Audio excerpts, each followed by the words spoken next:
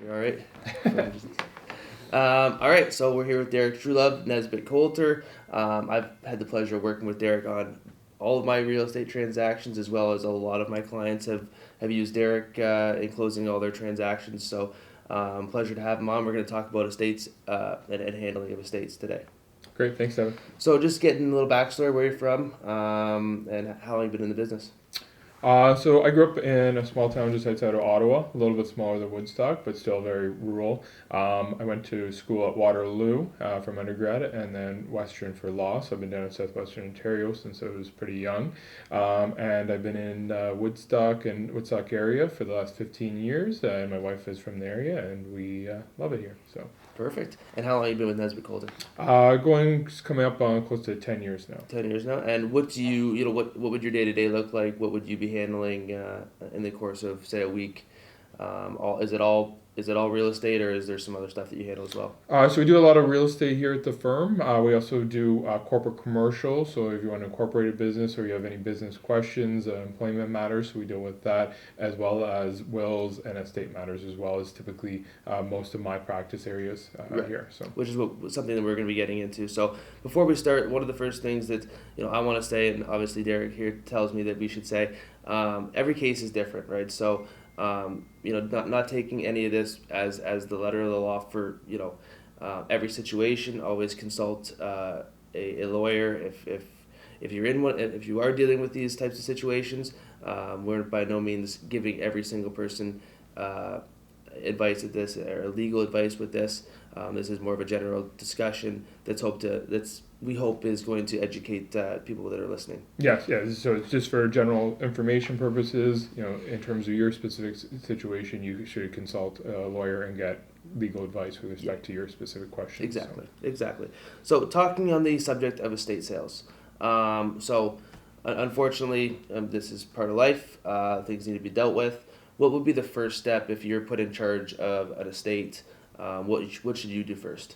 So there's lots of other steps involved in terms of funeral planning and dealing with that. But in terms of from the legal side and dealing with the house, the first steps would be to determine whether there is a will and locate where it is, and to pick up a copy of that. And then my recommendation would be to then basically select your preferred lawyer, meet with them, and go through the steps and review of the estate and what will be necessary to get it ready to administer the estate and deal with everything moving forward. So right, okay. So they find the will, whether it's a one executor, 2, 3, whoever are the executors. They come to see you. What are you first looking for? What is your first step in terms of reviewing that will with them? Well, from a general standpoint, there's many different things in terms of assets, bank accounts, and what all needs to be dealt with. Specifically on the real estate side, we're going to basically look what the will says, but then we're also going to look at that specific property. Right. Based on that review, we're going to determine whether probate is required or not. And to give you some more information on that, in some cases, depending on the estate as a whole, we can transfer a property without requiring probate, which will save on administration costs, legal costs, as well as probate taxes.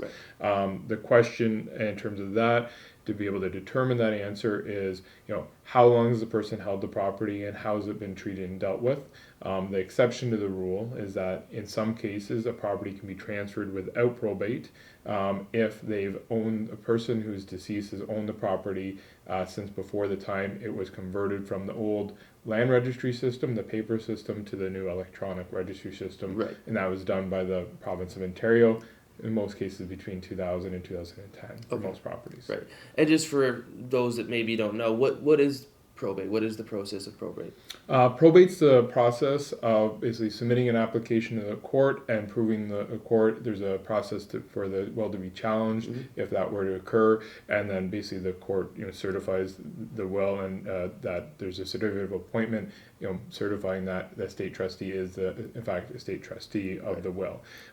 Once that's essentially a requirement in order to access some bank accounts and transfer property in some cases. Again, it all depends on the circumstances, and we have to review the estate as a whole to determine whether that is required or not. Okay, so if it doesn't require probate, essentially you can kind of move forward and assuming that the house is ready to go and all that kind of stuff, and the executors are in a position where they're okay with moving forward with the sale, you could almost just begin the sale process at that time? Yes, at that point in time, if the lawyers reviewed the estate, reviewed the property abstract, meaning the titles of the property, and is determined that probate is not required, you can go ahead and list the property. The lawyer handling the estate would talk to the estate trustee and tell them what information we needed, what the debts of the estate are, what the assets of the estate, and another list of information. Sure. But we could definitely move forward with the real estate listing and sale process at that point. Right. So. Now let's just say it does need probate. What's the general time frame for that?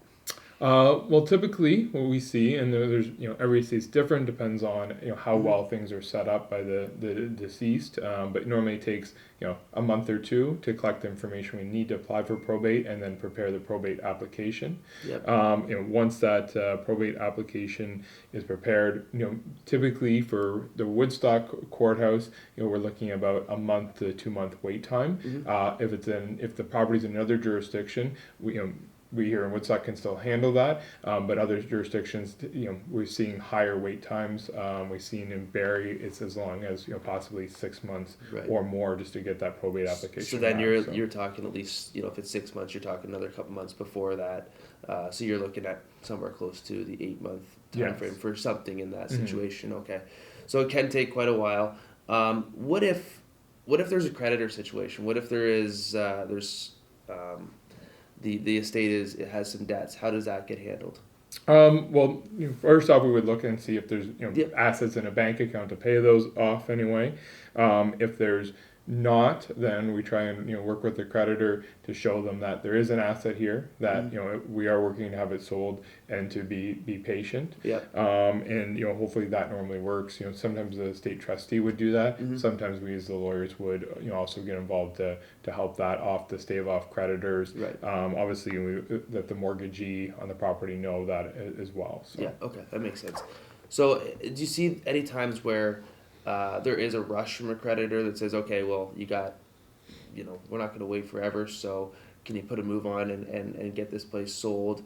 What can an estate executor do if there is some pressure from creditors to get those debts paid, and if probate is necessary? Is there a way for them to list the property ahead of time without probate being completed? Or are they stuck waiting for that process to take place? Yeah, so that's a very particular circumstances, and we definitely recommend the person should go see a lawyer at that point in time to discuss it. We've seen some people adopt as a strategy, and there are some risks involved. So it's not for everybody. Is that to make things go a little bit quicker. Sometimes once the probate application is filed, meaning it's submitted to the court, and we're just waiting for it to come back, and we don't expect any hiccups or issues to arise, then we've seen some estate trustees list the property for sale, and to give them the protection that if there is any delays or any issues that arise for that probate application process, that we would include a specially designed clause with basically a set time frame that would push back the closing date if we don't have that probate back from court yet, because we wouldn't be able to close. And also, a termination clause that if there was an absolute stop on the probate application where it looks like the estate trustee may not be appointed, that there's an out for the estate trustee. So there's no personal liability to them in the event of the deal not going through or the probate not going through. Yeah, So. And obviously that would be something where if it does get listed on the open market and a buyer is found, that would be suitable to taking on that level of, I'll say, risk for the buyer, because they would be in a situation where we are maybe purchasing this house depending upon if this probate does get cleared. So let's just say you can find that buyer, assuming that there's going to be fewer of those buyers. There may be some pros and cons as well from a negotiating perspective to putting a really good deal together, and a smaller buyer pool. A lot of buyers probably won't want to take on that level of not knowing where their closing is going to fall. A first-time home buyer, for example, might not care at all. They might say, you know what, if it's 3 months from now, great. If it's 6 months from now, great. But from the estate perspective, it would give them the flexibility of at least beginning that process. Makes sense. Given some of these situations, obviously, we we want to make sure we're as prepared as possible. And one of the easiest, probably not the easiest, one of the best ways, in my opinion, would be a will, making sure that everything is set up ahead of time to hopefully smoothen out some of this process. Is that what's recommended? Yep, for sure. In terms of a will, it makes things way smoother because we're going to know who the estate trustees are from the get go. There won't be any, there shouldn't be much discussion or a debate about that. In terms of that rule that I mentioned about a possible exemption of probate, that only applies in certain circumstances, but it definitely only applies if there's a will. Right. So if there was no will and the property might otherwise be exempt for probate, you still don't get that exemption anyway. Right. Typically, as part of the will planning process, in some cases we would actually look to see if that probate exemption would apply, and we can sometimes there's more complex estate planning we can do to avoid some probate tax in those circumstances Always too. Better. Anyway, so another thing that I've seen and it happens. I mean, I've seen it in various situations is when the executors maybe have differences of opinion as to what exactly to do, and let's just say it's not spelled out perfectly in the will as to you're definitely liquidating this asset. What kind of things can be done ahead of time to help with that? Can there be anything put in there that says this house or this property needs to be sold by a certain date, or maybe not a certain date, but in a timely fashion, or is there anything like that that can be done ahead of time to help the estate executors get things done? Yeah, so a common issue we might see is, if one of the beneficiaries, so let's say an adult child is living with the parent at the time of their passing, then they want to continue living there, and B, sometimes they want to purchase the house, right? And so then the question then becomes as to, okay, if they're just staying there, how long do they get to stay there? Who pays for the cost of the house and the mortgage and property taxes during that time period? How long should that period last? Should it be 3 months, 6 months, or a year from the date of death? Right. And the second question is, if they do want to buy it, is there any mechanism in the will as to, do they have the right to buy it, right?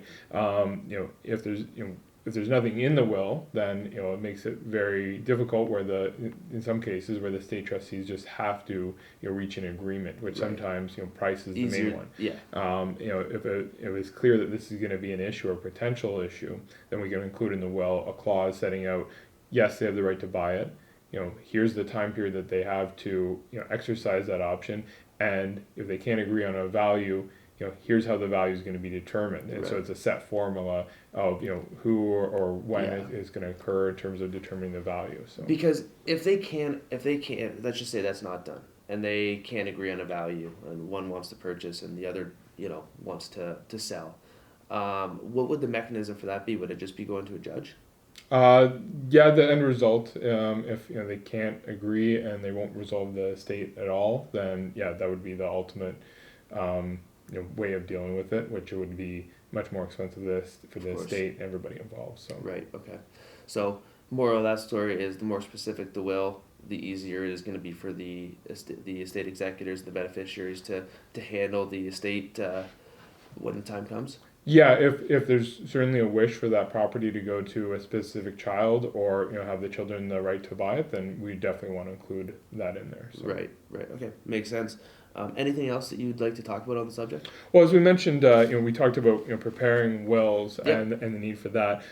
As part of the will and estate planning process, we almost always prepare powers of attorney. Yep. And so there's two different types of powers of attorney, but for property, there's one for real power of attorney for property. Yep.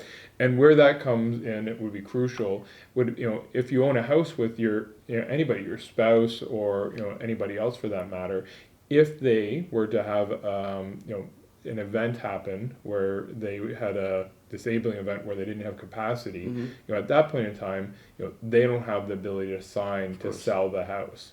And if that occurs, if they're in a hospital, if they're in a coma, serious brain injury, even though you're your spouse and co-owner, you don't have the right to sign on their behalf unless there's a power of attorney. Now there is processes for dealing with those situations, but it certainly takes longer and it's typically more time consuming. If we have the power of attorney, already ready to go and already signed, then we can use that to be able to sign on that person's behalf to make that a much easier process. So again, it's having the powers of attorney in place at the same time as we do the wills certainly makes everything easier in the event that does occur. Yeah, so that makes sense. And even something that's something that anybody could do, whether they're really getting into the will stage, or if they're just maybe they're married with no kids at the time, and it's just this is something that maybe we should do just to be safe. Yes, yeah, for sure. Like we did have a situation where we did have a client, and they own a house on their own, and they got in a car accident, unfortunately,